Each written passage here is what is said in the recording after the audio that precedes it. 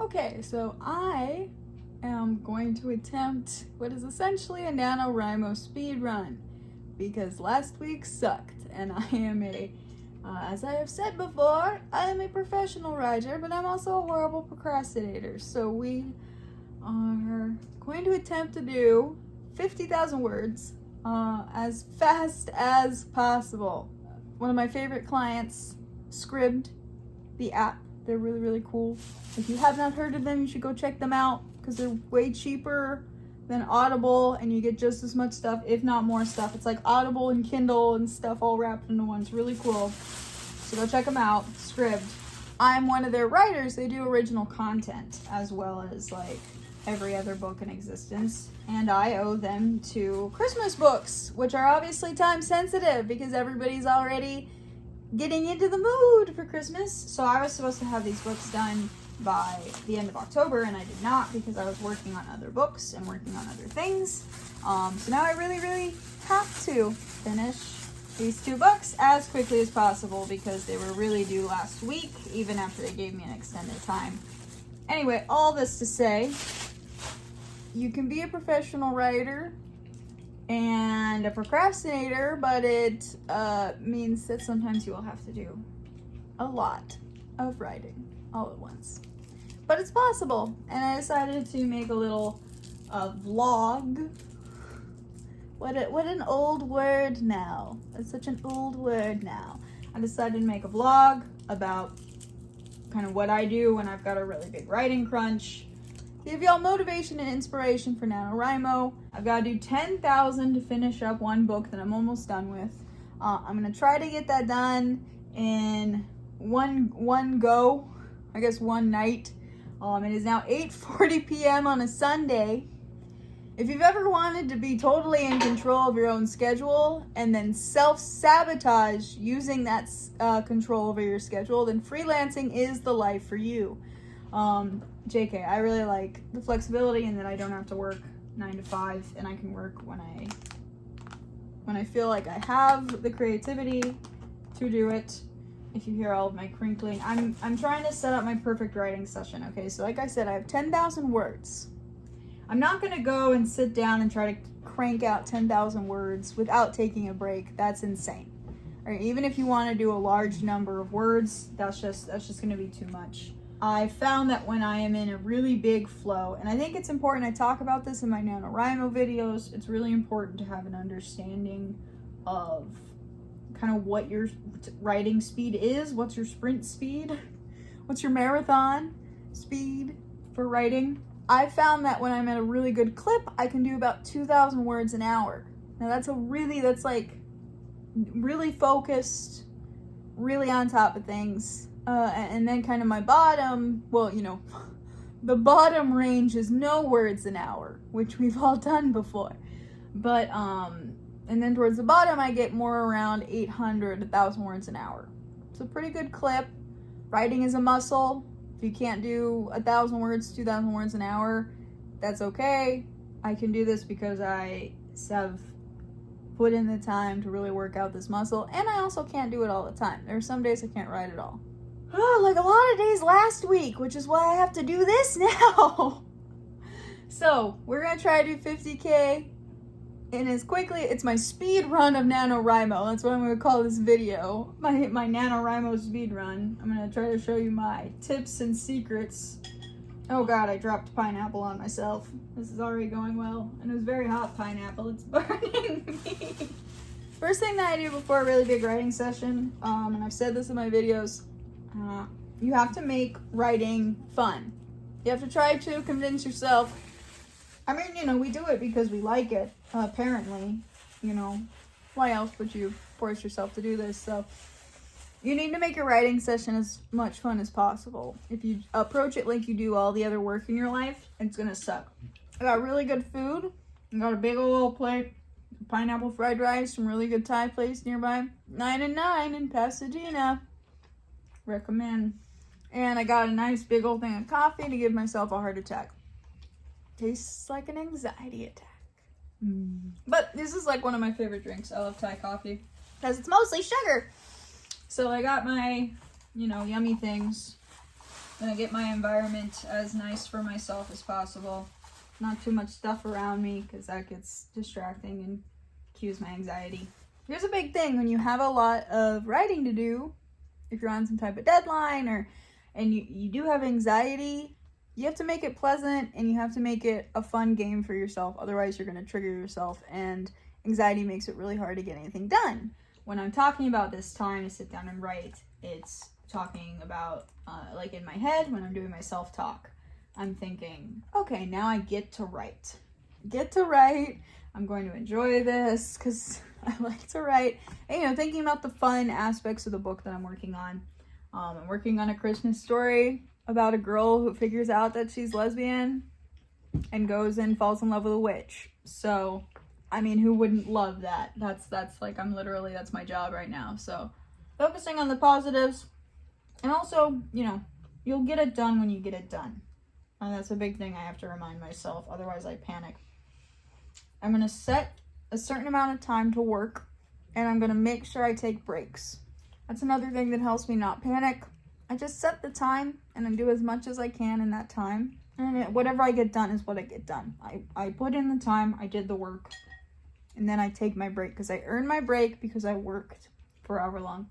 I figured out that an hour and a half is usually a pretty good amount of time for me. Do I have my phone? Did I throw my phone somewhere? My boyfriend just pointed out that I am in fact filming this on my phone, which is why I could not find my phone just now. So as you can see, this is already going very well. Nobody ever said that writers have to, be competent. General life things. You don't have to be, you're an artiste, right? So this book currently, I'm at 26,635. It needs to be 40,000. I know it's rude to talk with my mouth full, but I'm really hungry and I want to eat this before it goes cold. And so if you're upset because I'm talking while I'm eating, just consider this mukbang. So I need to get this to 40,000 words, which means I need about 14,000 more. So I guess I actually need to do, and then I have a whole nother book that's another 40,000. So I guess I'm trying to do 55,000 words as fast as possible. I feel like at this point I'm talking to you just to stall. So we're gonna go ahead and get started. One of the things that helps me write large amounts quickly is I have a lot of small wins throughout that help me. So on my to-do list on my computer for my work, I block off all of my writing tasks into 2,000 word chunks, so that when I finish 2,000 words of something, I can get that little boost of serotonin because I accomplished a task. But I also have my chapters are at a staggered word count. My chapters aren't 2,000 words each.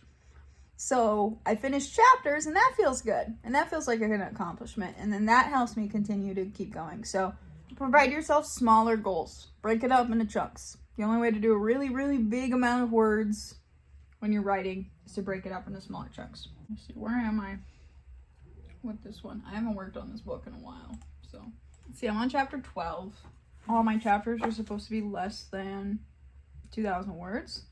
So that means I'm actually ahead in word count according to my chapters. So I'm going to try to finish this chapter up as quick as possible, even though this is a very emotional chapter. So that's kind of nice. This doesn't have to be a super long chapter to start me off. Right, it is 8:50. I'm now going to get started with my first writing session. I'm going to write for 90 minutes. That's just disappointing. I put in 90 minutes trying to pull up a timer, and the first Google results were like, what is 90 minutes? And is 90 minutes, how many hours is that? I'm sorry, not to be an asshole, but that's disappointing that that's the top Google results. Okay, cool, let's start writing. I've had my laugh at other people's expense. When you're doing a first draft, another piece of advice, if you're trying to get a lot of writing done, don't go back and reread your work all the time. Even if you're like, oh, well, but I need to make sure that I'm, like, thinking correctly about it. Don't go back and reread it. You know what the story is. Later during editing, you can fix any inconsistencies.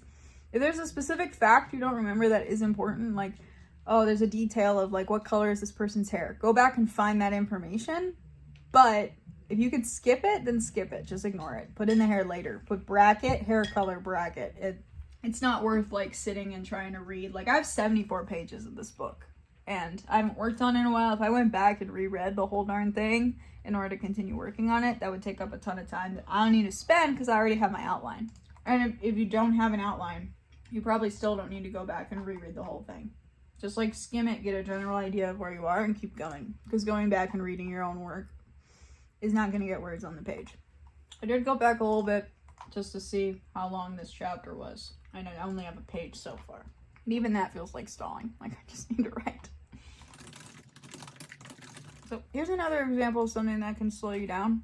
I find myself sometimes before like pivotal moments in a book, I will pause. Or like if my characters are walking somewhere, I'm like, oh, I need more like dialogue here. And you don't have to do that. Whatever you think is the next interesting thing, you can just go to that thing. Your readers are also going to think. So if you're bored with like a section, like I was just, right now my characters are walking to a well where they're going to perform a pagan ritual. I don't have to spend a bunch of time. Like I'm interested in the pagan ritual. My readers are interested in the pagan ritual. They're not interested in the like, walk through the woods. If I had something interesting or intriguing to say about the walk through the woods, then my readers would probably appreciate that. But I don't. I don't care about this walk through the woods right now. I care about the pagan ritual. Don't we all? Pagan rituals are fun. So, like, there's no need for me to stall and try to desperately think of something to make this walk through the woods interesting. Like, I had like a line that I wanted a character to say in the walk to the woods. They said that line. I can move on now. And I can get to the ritual. So they arrived. There we go. They're there. They're at the well. There's some words that I just can't spell. Like gray. I always mess that up. I say Grey. I guess because that's the name. I think that's the name version of it. And waste. I always mess up waste. I have to ask my boyfriend, who definitely exists. I have to ask him how to spell the kind that I'm looking for because I can never remember. So because I am not a witch, but I don't practice paganism, I'm interested in it. And I've known some pagans, I know some pagans, so I wanted to write this story involving that culture and that belief system. But it's taken some research, right? Because this isn't something that I just pluck out of my head. So one of the things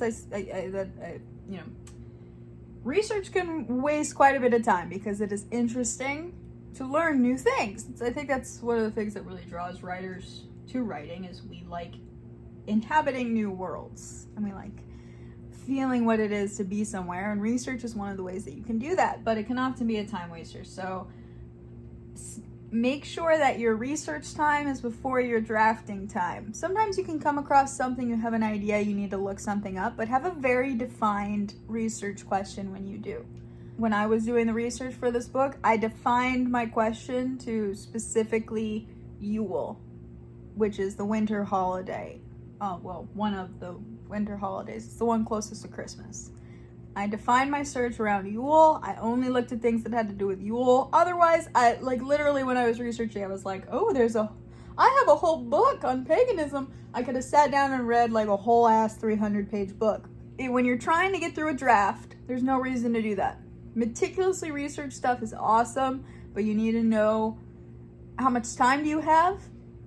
I'm writing this on this book is on a schedule for a client. I don't have 3 years to create a magnum opus about paganism. I've done some research in the past. I know pagans. I've talked to them about their practices. So I did enough research to make sure that I'm respectful about the practice and that I'm not misinforming people. And I kept my research question very focused. It was all about Yule. I only looked at stuff that had to do with Yule, specifically the like rituals and things that somebody might do for the holiday. Deciding how much time you want to put into research is up to you, but don't tell yourself, oh, it's necessary that I look at the hundreds of years of history of pagan beliefs in order to start writing this book. Otherwise, you're never going to start writing the book. When you find pages that are really helpful, save them. Save a couple key pages so you don't go down the whole rabbit hole again. This might seem like something that's kind of obvious, but you'll be surprised what you forget. Like, I need this ritual. It's from witchesandpagans.com. It's a heathen spindle ritual to one of the deities, Frau Halle, who is associated with wintertime, and I saved that mofo so I could just refer to it later and use that when I'm writing. Don't save everything that's interesting. Save the stuff that you're going to specifically need to refer to when you're writing, or take notes on stuff you're going to need to specifically refer to. Don't use research as a stalling technique. Schedule out your research time, be focused about your research question, and save only the stuff that you're going to directly need to refer to while you are writing. That's my advice anyway. I mean, writing's fun, so if it's fun for you to go do a bunch of research, then do it. But if you're concerned about getting the word count down and getting through your first draft, don't go down the research rabbit hole. Do only enough that you need about a very specific research question. Heathen spindle ritual. It's a badass way to spend a Sunday night. Here's a way I've slowed myself down with this one. I wanted all of the rituals to have cool rhymes. Now I have to come up with cool rhymes. Poetry's not that hard if you don't have a particularly high standard. My boyfriend doesn't want to be on the video or his voice on the video because he thinks he's too cool for all of you. He is pretty cool. He exists. I swear. He's real. I have a LaCroix. Do you want this LaCroix? Okay, here you go. So. So, one of the girls is like, in this romance, is really Christian, and therein lies the rub. She's figuring out that she's gay, and also she's like meeting up, and she's like falling for this pagan witch. So, I'm having her be like, her family's very staunch traditionalist Christians. And I had to do some research for that too, because I don't know what that's like either. I've never been that. Got held up because I forgot the word for communion. Finally remembered it. I feel like there was another word that I actually wanted to use, but it's not worth trying to remember or looking up the synonyms for communion. We continue onward. Okay, now I've said communion like 3 times, so I do need to remember the Eucharist. That's the other word. But I also don't want to make people uncomfortable. This is the problem when writing about groups you are not a part of. You have to be careful. And not even because of like any PC thing or like, oh, I want to be able to sell to everybody. It's just you don't want a reader to feel so uncomfortable they don't have a good time when they're reading your book. I don't know, is the word Eucharist more intense? It seems more intense. Maybe that's just because I read a bunch of things about people arguing over the Eucharist. This is all me wasting time that I should be writing. Wondering if I can use the word Eucharist. I'm just gonna say communion again. Screw it. Communion. Communion! My boyfriend, who definitely exists, has informed me that the Eucharist is not an exact synonym. It's just the noun for the object that is in the ritual of communion. So I'm going to use the word Eucharist. Cool. But now, how do I spell Eucharist? Eucharist. Okay, I did my best, and okay, it has to be capitalized. I spelled it correctly, it just has to be capitalized. Crisis averted. Okay, I am 50 minutes in, and I've written about 900 words. I'm just updating you about that to show you I'm not a total freaking liar about how quickly I can write. I'll like record the word count when I go on break. And the things I've been talking about so far are like how I do that. I also really recommend the book Writing Down the Bones. I think it's Natalie Goldberg. It's just a really good book about tapping into your Zen subconscious in order to write. Really good way to write faster and write better. Highly recommend the book. And I'm probably bragging too much for only I've written 900 words, but whatever. The other thing that I would say, if you really want to improve how fast you write, just like the ease at which you can write, like how much you can just get into a flow and write. Journal. Start journaling. Start free writing journaling. Just sit down, set a timer for 15 minutes. Do it every day if you can. 10 or 15 minutes, whatever seems feasible. Try to get to 15 minutes. I did this for a while last year. I did this for a couple of months. I got this from the book Writing Down the Bones. So for a couple of months every day, I would set a timer for 15 minutes and I would just free write. Just whatever came to mind, however I was feeling that day, I would tell a story or I would talk about somebody or I would just talk about what I saw. And that journaling practice helped me get to a point where I could really get into a flow and write more easily without it feeling like I'm like squeezing out every sentence. It's not a pretty image, but I'll talk more about how to maintain your stamina with big word counts, because that's a whole different thing than a sprint. I gotta put in a good show for those first sessions, so I'm gonna get back to work here. Is communion supposed to be capitalized? I don't care. I don't think I care enough to change it. I'm sure my editor will change it if it is, but these are the things that I regret including. Once I realize there's always like one thing that's like it's a bitch to deal with in the story. My editor will get it. Whatever. Even if you don't have an editor, when you're writing, make this your mantra. When I'm writing stuff that I'm going to be editing later and not like an editor or my client's going to look at it, I say to myself, that is for editing Riley. Drafting Riley and editing Riley are very different people. Drafting Riley hates editing Riley and wants to make her job much harder. Ironically, that'll make overall Riley's job much easier. So, act like drafting you has a vendetta for editing you and wants to make it as hard as possible, while making it as easy as possible on themselves. That's the only way to really get through drafts very, very quickly. Okay, I want to share with you guys like my first victory. Like I said, I have a lot of these little points throughout. I work for an hour and a half and then I celebrate with a little break. I'll show you guys that when my first hour and a half is up. I celebrate when I finish the end of chapters, and I stagger those so they're different than my other word count goal, which is I check off every time I reach a certain amount. I check it off on my to-do app on my computer, so I get that little burst of serotonin. I feel like I'm making progress. I really feel like I'm making progress. So I just hit a little over 28,000. I'm going to show y'all. I messed it up and turned off the phone. I want to show y'all. I might not do this every time because it's a challenge to do this. Okay, wait. Oh, let me flip it. I have to flip it. I'm going to show you. So there it is. I'm at 28,000 words. Yeah, page 78 now. 28,000 words. I got 20 minutes left to hit that 2,000 mark like I said I could. I'm going to push myself to do that. If I don't do it, it's okay though, because it is a marathon, not a sprint. We want to try to get this done as quickly as possible, but I have a lot of writing to do, so it's okay if I don't do 2,000 every single session.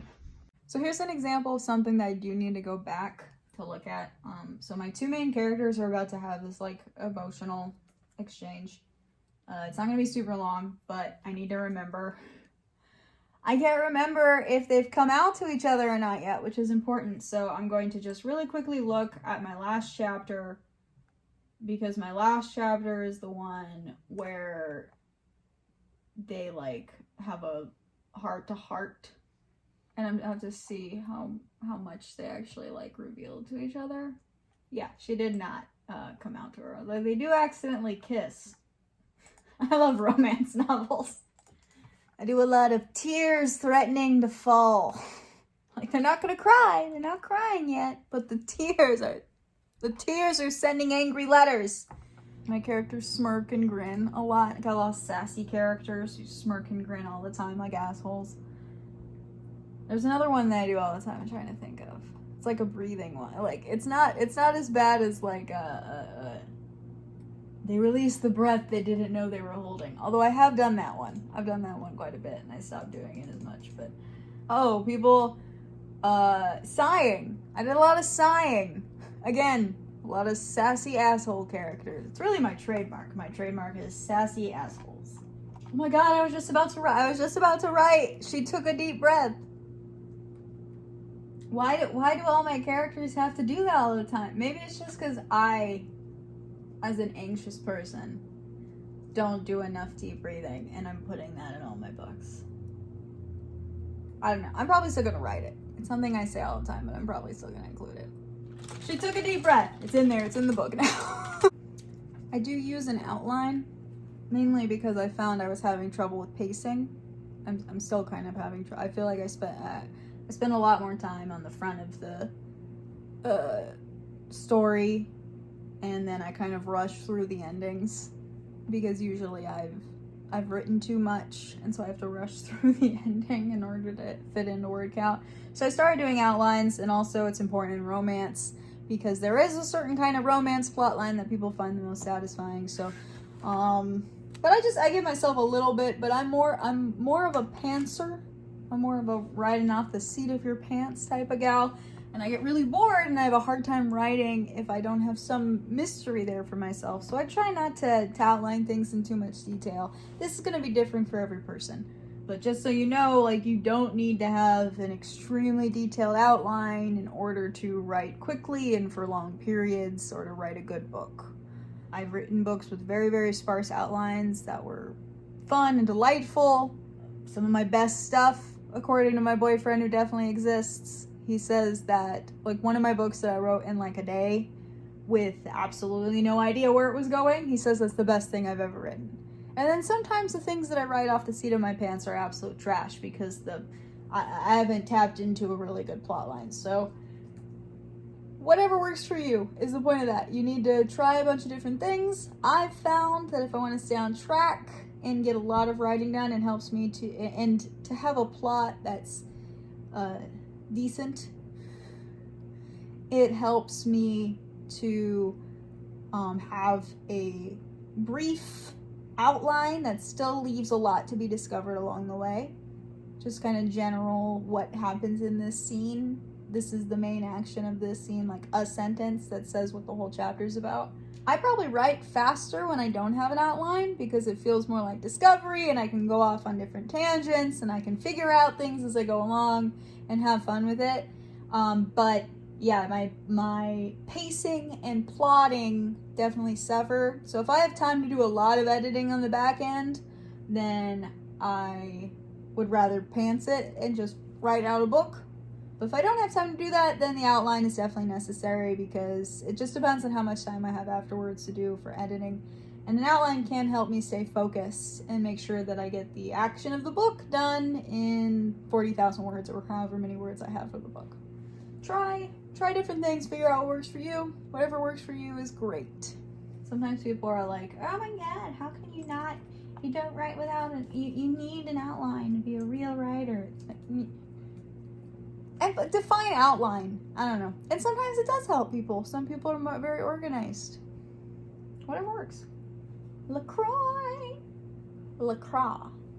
Alright, so I finished my first hour and a half, which is 90 minutes according to Google.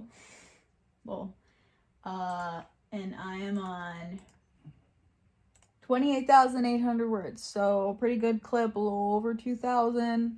That makes me confident I can finish this book at least tonight before trying to go to sleep. It's about 10:20 right now.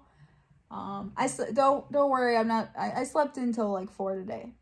So staying up all night will not be a incredible hardship, although it's gonna make tomorrow kind of a challenge. All right. Oh God, that's not a good sign for me staying up all night. All right, now we have 30 minutes to chill out. I'm gonna go ahead and set the timer. And that's the pattern that I usually do. I found that that's kind of maximizes my work time while also giving me enough time to relax. I do an hour and a half of working, a half an hour of chilling out. And in my chill out time, I just do literally whatever pleases me.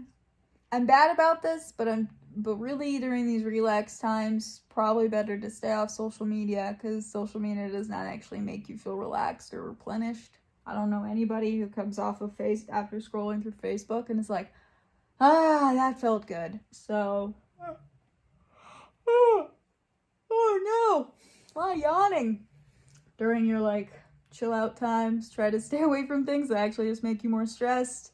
And this doesn't even have to be like, optimally, I read during this time or I work on other creative projects that are like fun to chill out with.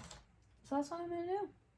I'm gonna chill out with this other creative project. It's also good to like stand up and walk around a little bit. Like I've been in this chair for an hour and a half now. So I'm gonna walk around my apartment a little bit and maybe get some more snacks. Snacks are so important. I'll probably get some more snacks and chill out and do something fun. Maybe get a book. Reading's great. I feel like reading just refills the old writing gas can in your head. And trying to take some time to not be looking at a screen. It's hard because a lot of things that I do for entertainment are on the screen. Oh God. A lot of yawning. That does not bode well. Yeah, a lot of things I like to do are on the screen, but make sure that you take time to get up, walk around, not look at a screen for a little bit. It would be optimal to use this time for something like a dance session or yoga, but I've been really lazy lately, so I'm not gonna do that. I'm gonna read or do something fun on my computer.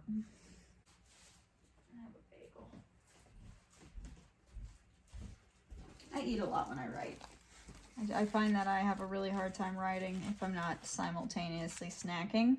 And I feel like it's just because I've trained myself, because I used to do like all my writing in cafes and stuff, which was fun. But you can't go to cafes anymore because of the plague. There's some places we can go that we can sit outside. But as I told you, it is 10:30 at night, so there's nowhere we can go. I don't know, some people are all like beat themselves up because they're like, oh, I always have to snack when I'm writing. It's like, you know, whatever gets it done.